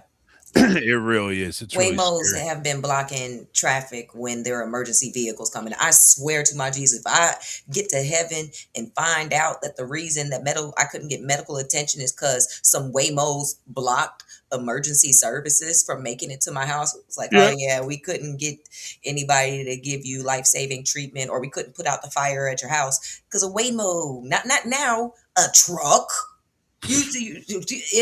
If trucks stop on the highway and block emergency services from making it to me, I'm done with technology altogether. Like, no, you didn't help anything. I really don't care about automatic vehicles getting me food. If you tell me we gonna all of a sudden have some automatic vehicles to come pick up people and provide life-saving services without necessary people to be around, that's amazing. Oh my gosh, get me in an automatic vehicle. I'm here for it. But we focused on getting us Pepsi products first. Automatic vehicles need to stop killing us first. Yeah. That's where we need to be. I don't care. I think they're jumping the cliff way too soon. Yes. Way too soon. There are other needs that we have other than making sure that we can pump more sugar into our bodies efficiently. Hey, there's some diet stuff out there that they carry on those trucks. I'm good. Now, if they paint it as we're trying to make sure truckers have a safety backup in their vehicles because truckers keep falling asleep at the wheel. Yep. That's a whole nother story. And see, but it sounds like they're trying to kill an industry on top of that, not actually give us anything that's useful or helpful. I'm good. Y'all are already killing enough of us. That's the thing too. These automatronics, they don't need to rest. They can drive 24/7 as long as there's enough energy or battery life or gas in the truck. They can drive as long as they damn well please. They don't get tired. I'm just saying. And that right there is just step one of the truckers who are so important in this world to be gone.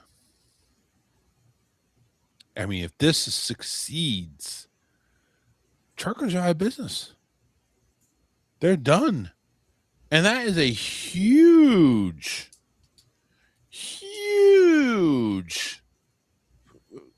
job market right there. That is huge. Everywhere you look, We need CDL drivers. We need drivers. We need drivers. We need drivers. We need drivers. Paying up, 70, 80 cents a mile or 3,000 a week. You're making me want to do one of my skits early now because I have one that just ties into this topic so perfectly. And Jesus, it's actually scary how spot on you are right now. You want to do it? I'll give a skim of it. Is that Right. is that helpful? Just a little skim. So right now, while we're at war, or excuse me, in conflict, whatever you want to call it. Yeah, Yay, conflict. Everybody's worried about gas prices, and some of the people that are being hit the biggest are actually truckers, right? Now, this isn't the first time truckers have been hit like this. I'm not going to say very first, but we had an oil crisis long time ago. I can't remember the year. Don't quote me on this. But you know how right now the federal government we have speed limits now. States didn't always have speed limits like that. It wasn't federally mandated originally until we had the oil crisis.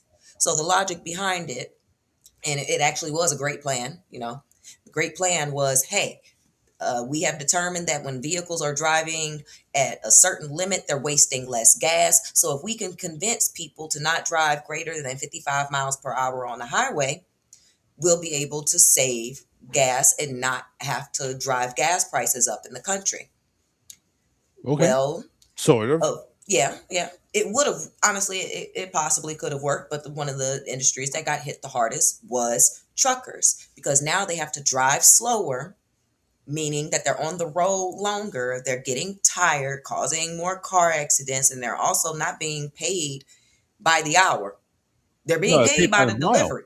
They're paid By the mile. You're correct. Well, yeah, a lot of them are paid by the mile. I heard when I did when I was doing Uber, there was a couple of truckers that I had to take from, like, Papa John's back to their truck. Yeah. So, and they were telling me, it's like, man, I make like $2,500, $3,000 just to drop this off and go pick up another one. Drop it off, go pick up. Now, I don't know how that's calculated. Is it just a flat rate to drop it off? But for most of the trucking industry I've seen, when I looked at ads, it's like 55 to 80 cents per mile is what they're calculating on. And my dad, who used to be a trucker, and I think it's still in play today, you're not allowed to drive up to a certain time. Like, I think it's 12 hours. You got to after 12 hours, that's it. You got to log it. You got to rest. Yep. So if they, drop the speed limits, and, in some states, they didn't have highway speed limits at all. They had what they call common sense laws. Don't drive like an a-hole is essentially what it meant. Like the Autobahn. Yeah, exactly. So when this came out, that's the reason why the song Convoy was made.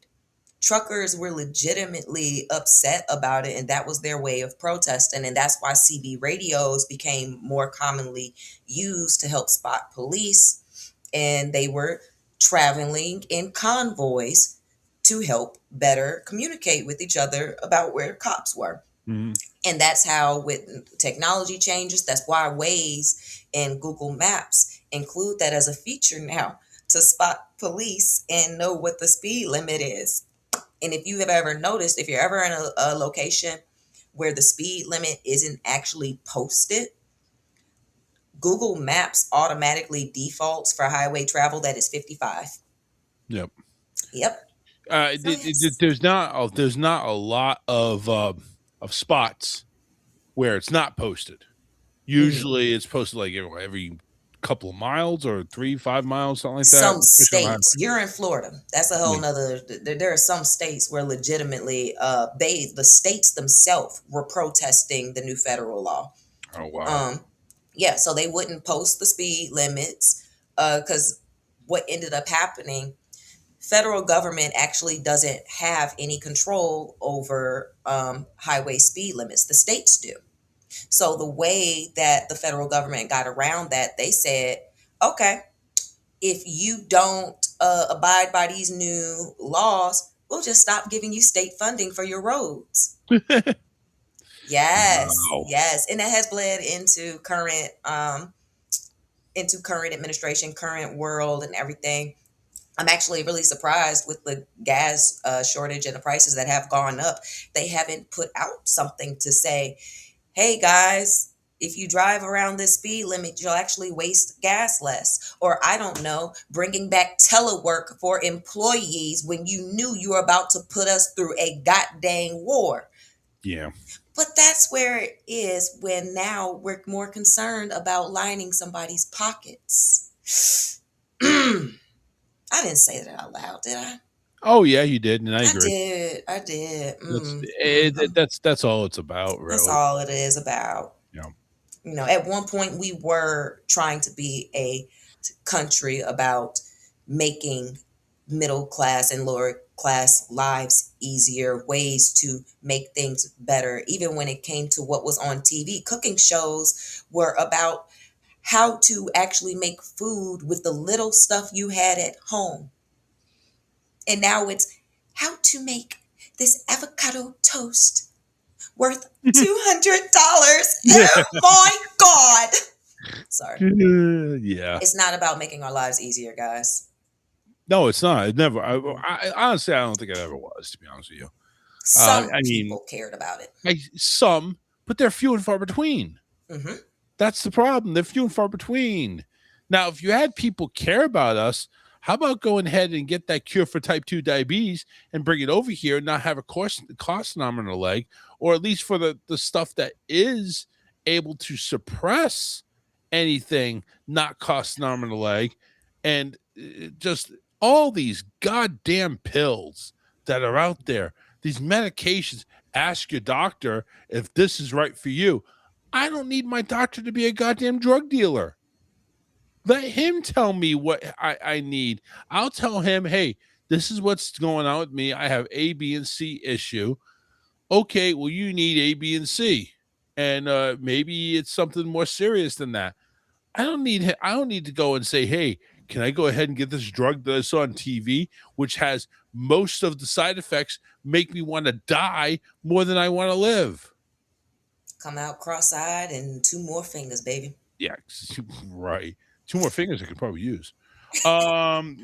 But yeah, it's no, just they so have silly. things like anal leakage and Anal leakage, right? Yeah, I mean, I already have anal leakage like twice a day. I don't need any and all more of this that. other weird stuff. Yeah. Don't need any more of You're that shit. leaking out of your anus. There's a problem. That's not a side effect. It's an effect. That's a Robin Williams joke that I have that I played. So, yes, yeah. Oh man, AI. You know, obviously, you know this here. This image is AI. Okay, this image is AI. However, I don't condone AI or automation to take over anybody's job. And that's what I think is happening is that this, and I knew it was going to happen eventually. Just like I knew raising the minimum federal wage is going to drive prices all the way. We need a living wage. We need a living wage. Okay, you got $15 an hour, bitch. Now what? It's not a living wage anymore. Wow, because it's not. It's the new minimum wage. There's a reason it's a minimum wage, you stupid fucking hoe. It's a minimum wage. You want to work for slavery dollars? Oh no. Oh, okay. Well, we'll put something on the books to say, listen, this is your minimum. You want more? Work for it, get raises, or go to a better profession. Sorry, if you want to fucking flip fries and rent a 1-2 bedroom apartment, it ain't gonna work, especially now. 15, I think McDonald's like 14, 15 an hour down here. 1-bedroom apartments, goddamn, it's like $1,500 a month. 15, so you need to work 100 hours just to make rent. And it's before taxes. Forget it. You all pissed on everybody. Everybody. Rich people pissed on everybody. I'm not going to flip that on people that ain't got no money and ain't got no say in the first place. I refuse to stand on that hill. The thing is, the poor people convinced the rich people to go ahead and put this in effect. And I was like, no, bad idea. What are you doing? Do you want to raise the price of everything? Make the dollar worth less? There was no reason to raise the prices of anything. That's the point. Yeah. But it's all reactionary. Yeah. This is the drawback. This is the blowback from doing all that. It really was. Now AI is coming in, and now we got the automobiles that are self-driving. Now it's trucks that are being self-driven.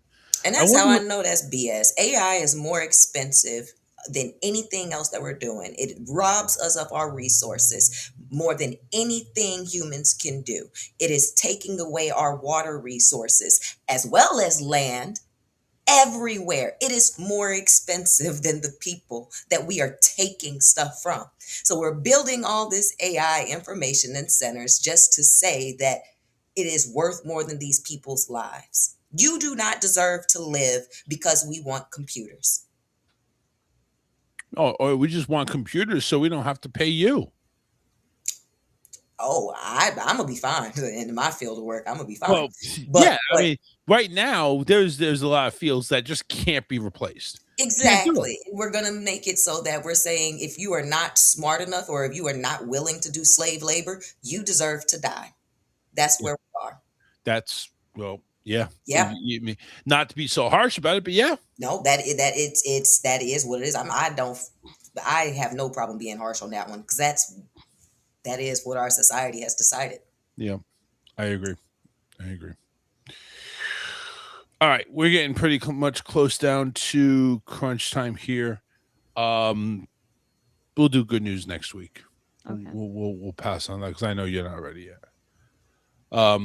McDonald's, though, speaking of AI, guess what they're doing? More AI. Yeah, more AI. Yeah, they are. Ooh. They're testing a new AI system. And also on top of that, McDonald's also in the news is apparently an employee was allegedly doused with hot cooking oil by a coworker. They wanted to McFry him. I don't know why. Why would you do that? So according to this report, a 20-year-old McDonald's worker, probably making $15 an hour, in Northern California is facing multiple surgeries after a coworker allegedly hurled hot cooking oil at him, leaving him with severe second-degree burns across nearly a quarter of his body, according to his mother. Jacob Smith was working as a shift manager at McDonald's in Yuba City when the shocking attack unfolded. His mother, Amber Smith, wrote on a GoFundMe post to raise money for his son's medical expenses. Quote, he was in the office getting ready to count the money when he saw out of the corner of his eye something, and he just turned, and the oil was just thrown on him. Can't imagine. Something must have happened. Anyway, he suffered severe second-degree burns all over about 22% of his body. What? Did the person that threw the oil on him steal the money that he was counting? Probably. I would think so. Otherwise, that's a missed opportunity right there. Because that might have been the reason why. Yeah. Burns over 22% of his body, including his face, neck, right arm, and back, and was admitted to the intensive care unit where his pain had been so severe that doctors had limited options for additional medication, according to his mother. The pain he was experiencing was so excruciating that they can't give him a level of pain medicine outside of the ICU. Police identified the suspect as 23-year-old Jelani Blewett, a fellow McDonald's employee who allegedly left the restaurant before officers arrived. Yes, smart person. Authorities then later located the moron after seeking the public's help on finding the person. At the time, Blewett was being sought. The Sutter County Sheriff's Office said he is at risk due to a diagnosis and vulnerabilities. Yeah, probably wanted to die. During the arraignment, Yuba City Police Lieutenant told one of the TV stations that the suspect being held on charges including assault with a deadly weapon. Didn't know cooking oil was a deadly weapon, but I guess I understand. Well, I mean, if it burns you that much, yeah, it could be a deadly weapon. I mean, I did see Anything Tulsa King. could be a deadly weapon. Yeah. That's true. This microphone could be a deadly weapon if shoved up somebody's ass. I mean, if you use it the right way, it can be a deadly accurate. Yeah, very accurate. Amber Smith said her son is scheduled to undergo skin graft surgery because some of his burns are particularly deep. I'm over here thinking of watching the Batman movie where the Two-Face, when he got burned, and all of a sudden you can see right through his skin and his jaw. Like, Yeah. I wonder if it's that bad. Despite the ordeal, Jacobs remained remarkably upbeat and, quote, as much as I want to be angry or want to hate people and be scared of people, it's just so hard to be when I have so many people showing their love for me. He wrote a message on his fundraiser page. I'm not sad, I'm not angry, and the pain doesn't cause me grief because I know it's necessary to heal. McDonald's is offering him Big Mac meals for the duration of his stay. No, I'm kidding. And McDonald's is offering him nothing, actually. He also thanked his family. I'm even more surprised. Thank you. Yeah. Right. Yeah, listen, while you're healing, we're going to give you a Big Mac meal. It's only going to be the small one. Because, and by the way, you're fired. Yeah, by the way, you're fried. I mean, fired. He has no real benefits working at McDonald's. He gets nothing. Yeah, true. You get 0.0 benefits there. Well, the thing that I caught when you were saying that the person who did it had a diagnosis and vulnerabilities. Was it some? It didn't say what. I'm just wondering if it was like an autistic kid or something like that. Shouldn't have been working at McDonald's. Well, I guess no. I take that back. I take that back. Not necessarily. I take that back. Yeah, I get it. I mean, but it's like I mean, it doesn't say specifically what it is, but I just wonder if that's what they're talking about. Why would you hurl hot oil? Number one, you could burn yourself. Yeah. Let alone burn somebody else. Oh, you went working in the restaurant industry. I saw some wild stuff. Matter of fact, I've had somebody purposely try to burn me one time, as well as soon as cleaning up the grease-filled floors, purposely dropped dishes on me and had everything splashed back on me. I actually got cut up pretty bad. Damn. Nothing I could prove because they made sure that it happened right when I came around the corner where the camera was blocked from where the sink was. Yeah, they did a good job of angling themselves. Yeah. Bastards. Yeah. So, it happens. I burned myself on a fryer basket when I worked at McDonald's.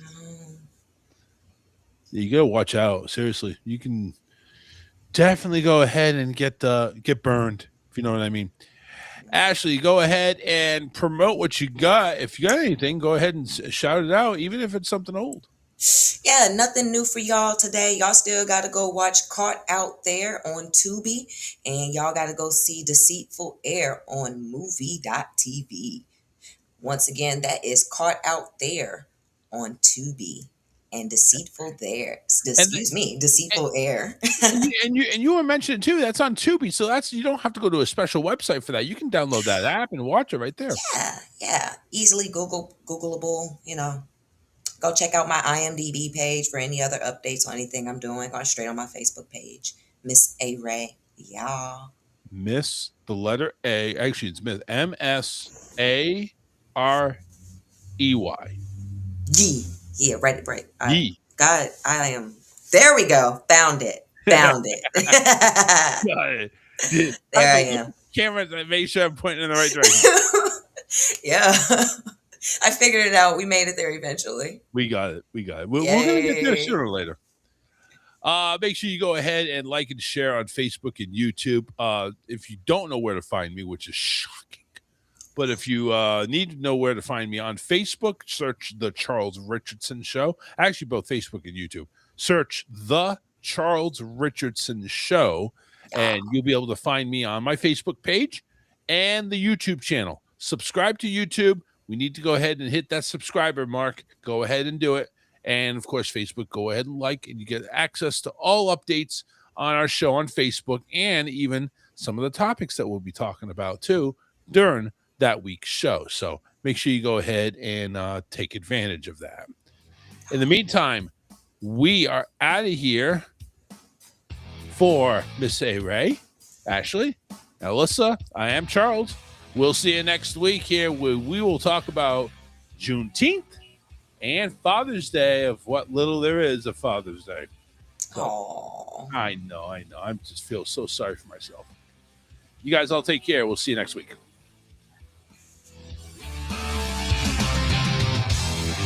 Fly too high, get to see the light. Yeah, it's true, been there before. But now the sun